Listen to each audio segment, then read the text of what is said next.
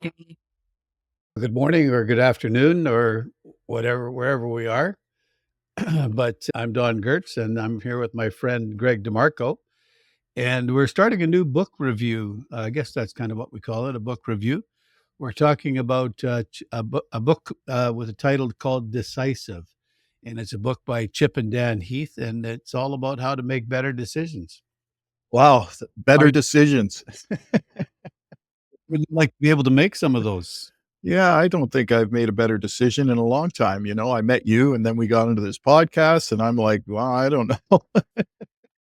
Come on, no, there's no need for that kind of thing. Just kidding, of course. Yeah, I understand that. But every day we make decisions, right? Yeah, yeah. And do we have a process that we go through? Do you have a different type of process that you go through for different types of decisions? Or do you tend to make your decisions the same way? No, I mean, I used to be one of those wing it kind of guys who thought that the first thing that popped into my head was probably the best thing because I followed my instincts. And I think in retrospect, when I think back at that, I wasn't following any instincts. I was just making an impulsive decision about something. And I am a firm believer of following your instincts, but I think that happens more so as you get older and you've got some experiences under your wing where you can make a gut instinct on something. But having said that, I have a completely different process about how I make decisions now. And I do have a process because I think it's really important to, listen, we all make mistakes. We all make bad decisions. I think that's part and parcel. It'll never stop. We'll always make a bad decision about something. But as the saying goes, we got to learn from them. And the more prepared I think we are for something, if we're making a decision about something, the better off we're going to be able to make a better decision than a poor one, right? What do you think? Yeah. Well, I agree. I think that we tend to. You mentioned something just before I hit the record button. You mentioned the word confirmation bias, Hmm. and I think it's important for us to recognize that we come into every circumstance that we encounter with a bias, and our bias has been formed by the things that in the past that have affected us, whether they be people, whether they be events, whether they be illnesses, all those different kinds of things. So we have a lot of confirmation bias in our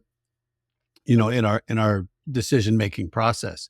And I think that's something to just recognizing that helps us to take a step back and to say, okay, what are my biases here? What's affecting me?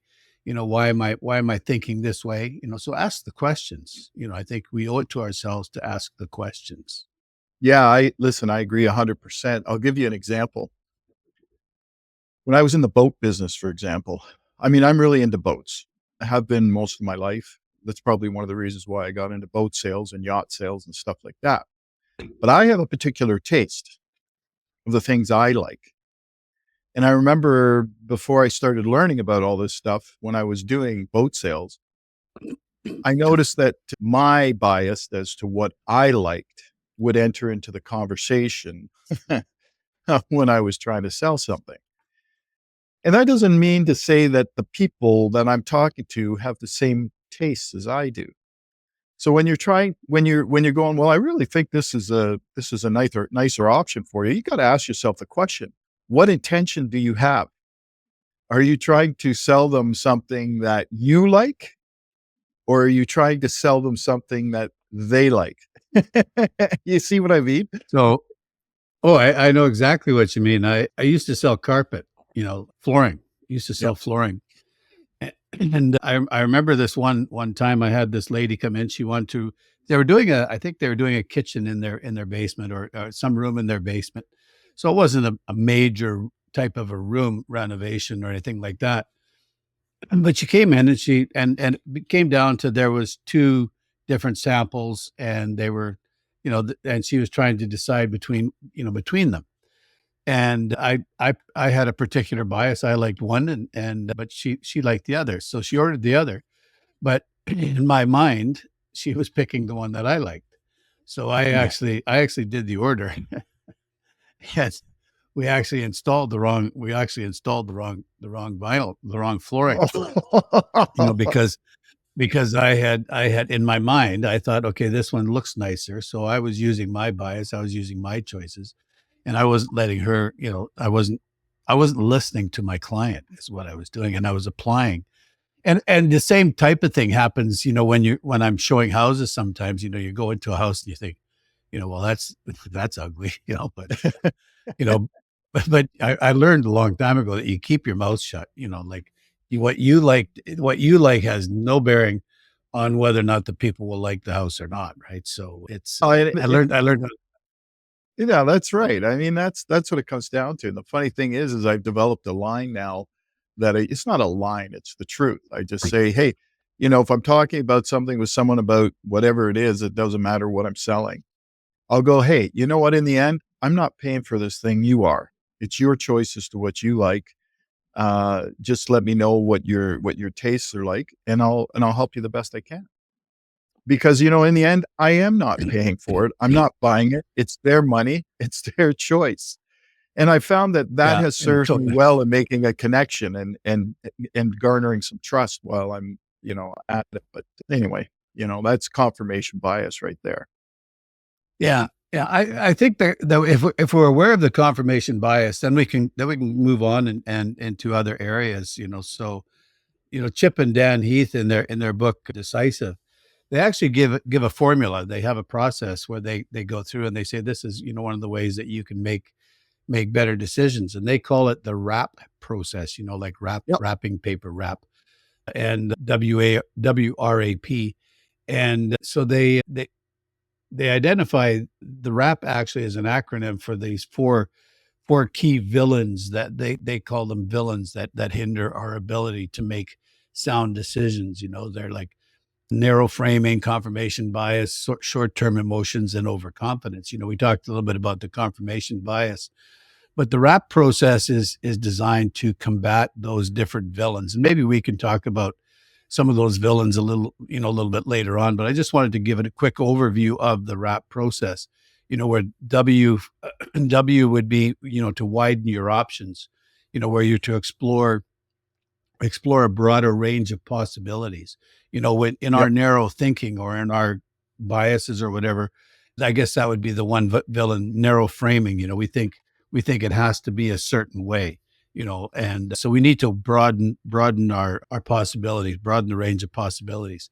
The other one is reality test your assumptions. Like we come into the idea that we assume that we know the right answer, we Yep. assume that the decision we're going to make is good. So, test that with reality, gather some information and say, okay, is this really true? Is this truly what I believe?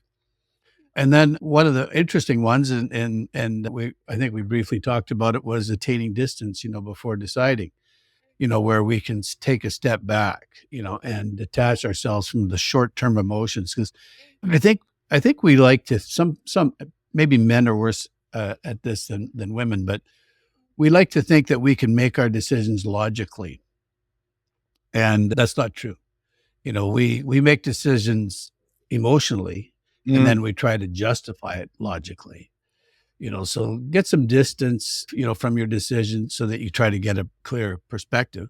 And then I think one of the most interesting ones, part of their process, is prepare to be wrong.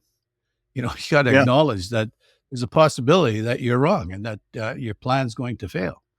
So plan accordingly. How are you going to do that? So Yeah. No, I think it's when I read the first chapter of this book, I realized that you might think it's obvious and probably maybe some of it is and it's common sense, but the reality is I think that reviewing this and applying it to your own circumstances is what we really need to do. So when I look at this, I mean, the big one for me is I remember I always used to people want something. You see, that's what it comes down to. They want something. And then they find reasons to support that want instead of looking yeah, at the opposite. Like when I research something and let's say I want a specific item, I kind of type in, you know, why shouldn't I get this? Or, you know, what's the feedback on this? You know, and I try and gather all the things that go sort of against my it's asking yourself the right questions really is what it comes down to. And I think asking the right questions about a decision you're making is critical in gaining a different perspective.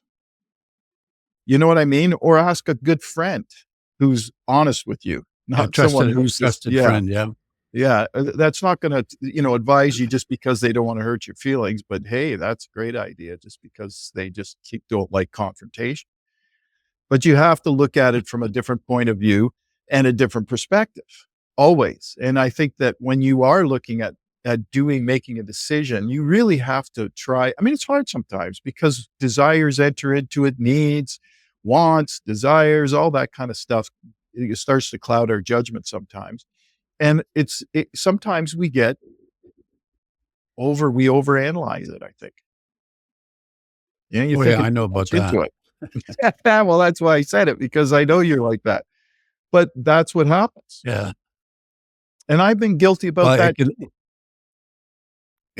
yeah. There's lots of different, each one of those villains, that I thought it was interesting that they attached the term villain to these different things because, really that's what they are. And I know we've talked briefly about one of the other villains in our lives, and we can become our own self saboteur.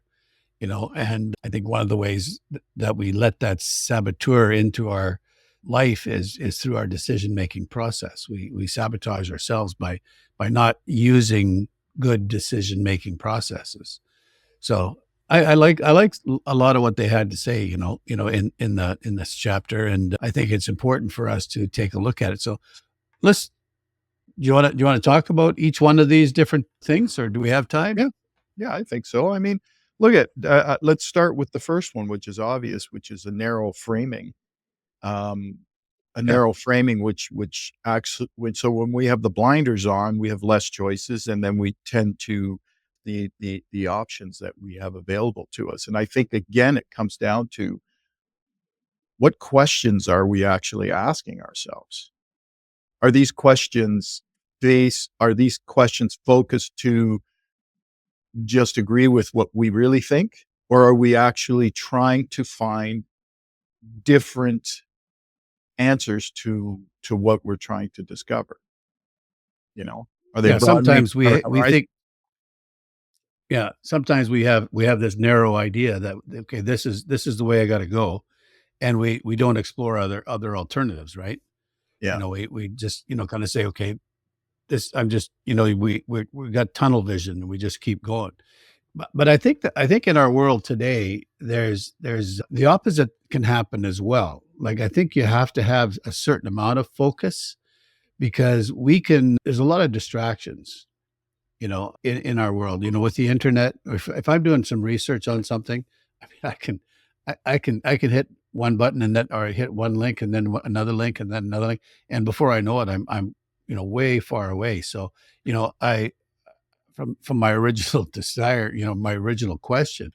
So I think that we have to, develop some kind of restraint as well, from widening our options too wide. It's important to widen our options, but not like consider everything. I think we have to take that into consideration as well.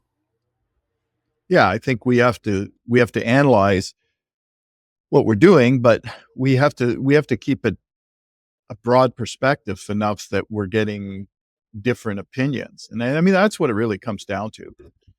But again, you can overanalyze anything.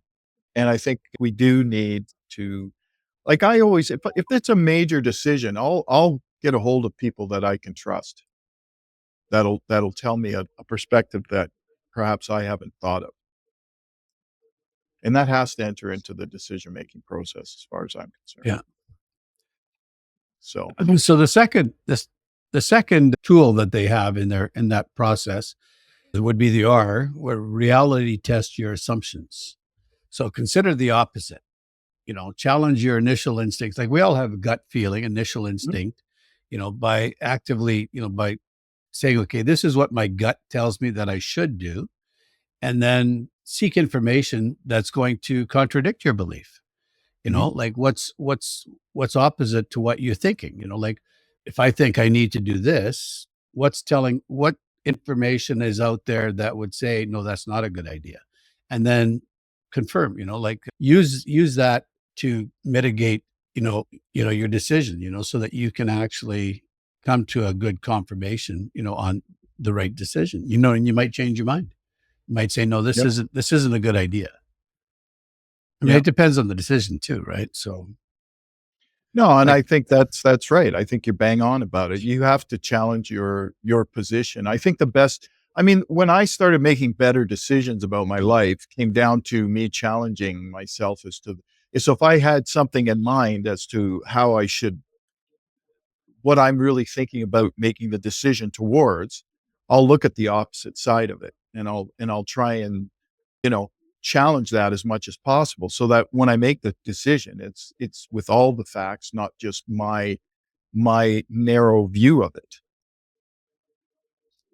one of the areas I think that this is the most challenging is when we're making decisions about other people, or with, where other people are involved, because other people all of a sudden bring their perspective and their confirmation bias and their narrow thinking and Mhm. stuff like that. So if you're making a team decision, and you have to, then you have to look at it and say, okay, well, one person might have one assumption, the other person might have another assumption. So how do you reality test both of those different assumptions? And maybe you're both wrong. Maybe because there's Yeah. Well, it's great you got example you got was to but they were using that example in there about Intel, in the book. I thought that was a great sort of they have a whole team of guys looking at, memory chips. We have to keep this, we have to keep that. A lot of them were just because that's what they've always done. Just remember this one thing.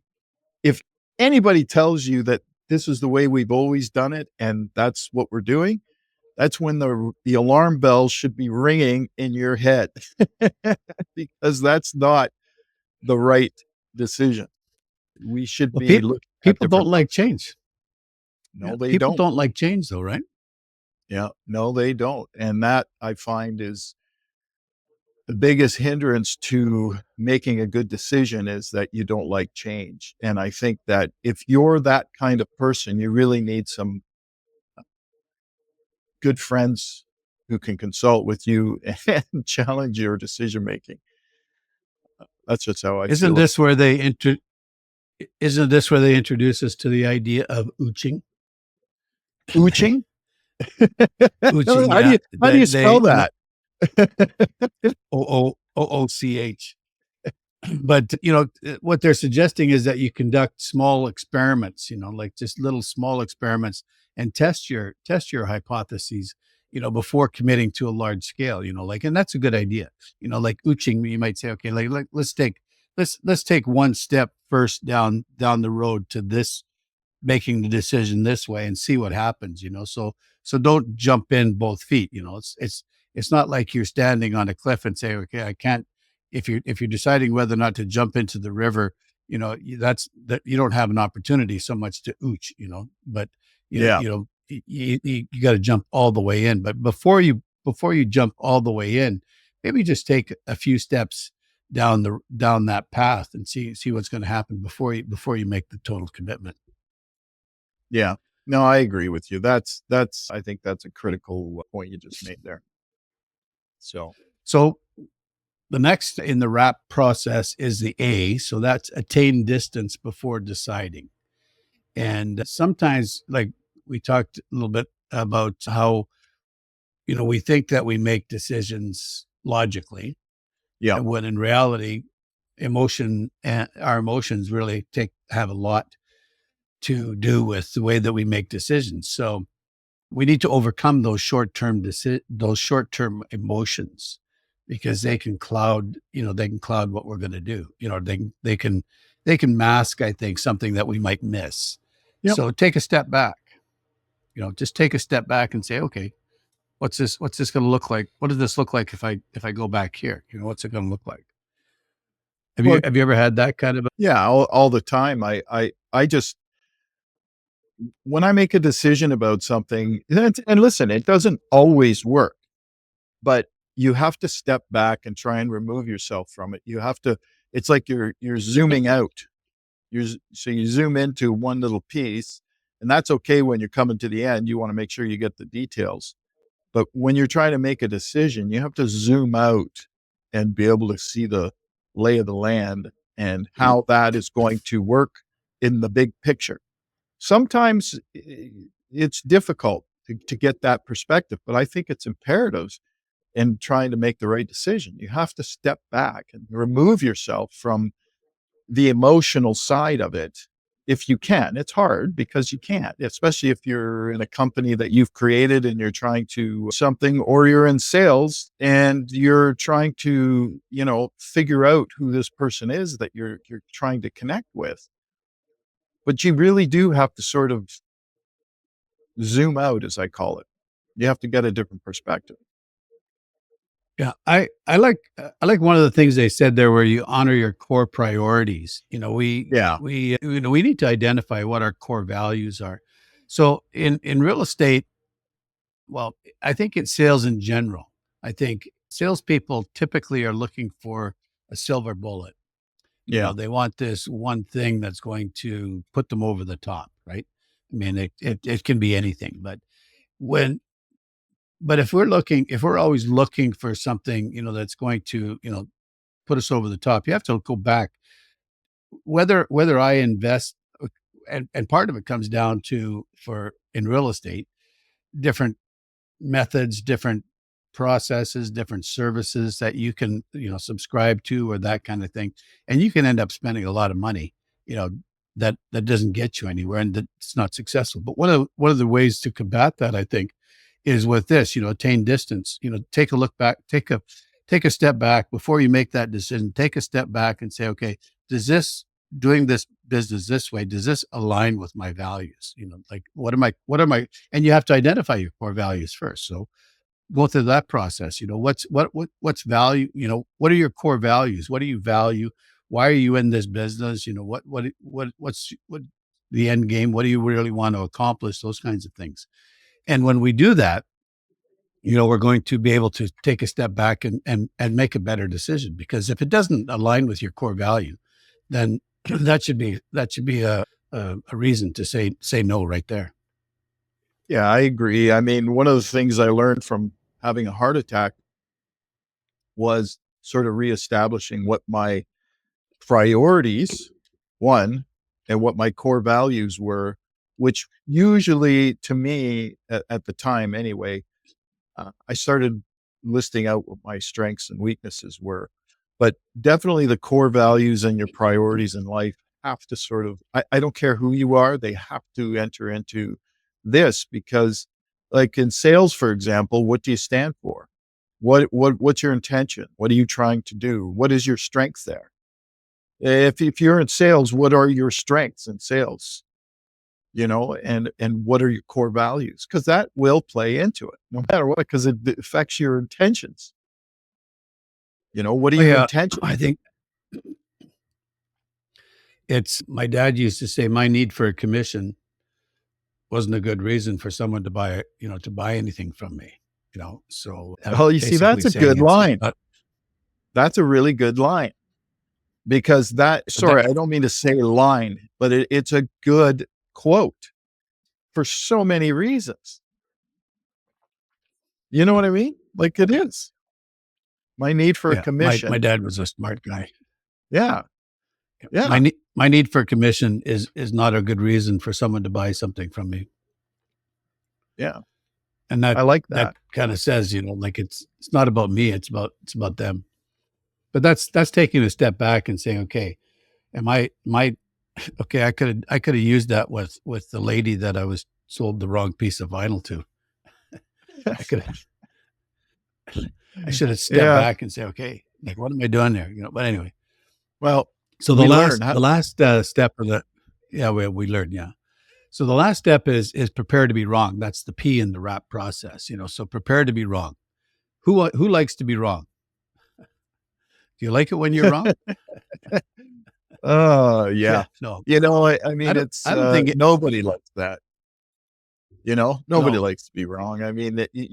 it's an admission of, and, I think we need to reframe that whole don't like to be wrong to, hey, I'm learning something and yeah, I made a mistake, but that's not going to happen But if we again. prepare to be, if we prepare to be wrong, then Mhm. we can plan for the eventuality that, okay, if we're wrong, if we've made this decision, and if we're wrong, then what steps should we take? So then you have another plan in place right away. You're not knocked back and sent reeling. You're still on the move. You're still in the process. And you're still mobile. Like I used to like thinking about sometimes our sales careers. They're like an ocean liner. Okay, when it's moving, it's easy to steer. You know, Yeah. when it's not moving, like when it's just sitting there in the water, you can't move that sucker. Like that's like have you ever been on a cruise and they get these tugboats beside it, to push it, make it move, maneuver around the harbor. Well, it Mhm. takes an incredible amount of force for that thing to start moving. You see, or in BC here we have a fairly extensive ferry system to travel between across the ocean. And when you're I like to go in the back sometimes, and the ferry's just sitting in the terminal, and then you go to the back, and they start out, and you see all this water churning, like it's just bubbling, boiling everywhere, and it takes such an incredible amount of force to get that moving. But once it's moving, you can steer it, you can drive, you can move it a lot easier. But and I think that's what happens when we're wrong. If we're wrong, and it totally knocks us off of our game, we become just a lame duck sitting in the water. And it'll take way more momentum to get us, I mean, way more power to get us started again in the momentum. But Mhm. if we're prepared to be wrong, then we're not going to lose that same kind of momentum. And that's kind of, I guess, what I was getting at is that, you want to prepare to be wrong so that you don't, even if you make a mistake, you're not going to lose momentum in your process, or lose momentum in your where you want to go. Yeah. No, I agree. I think And that's we a know good how analogy. important we know how important the big mo is, right? The big what? The big mo, Mo? How do you spell that? momentum.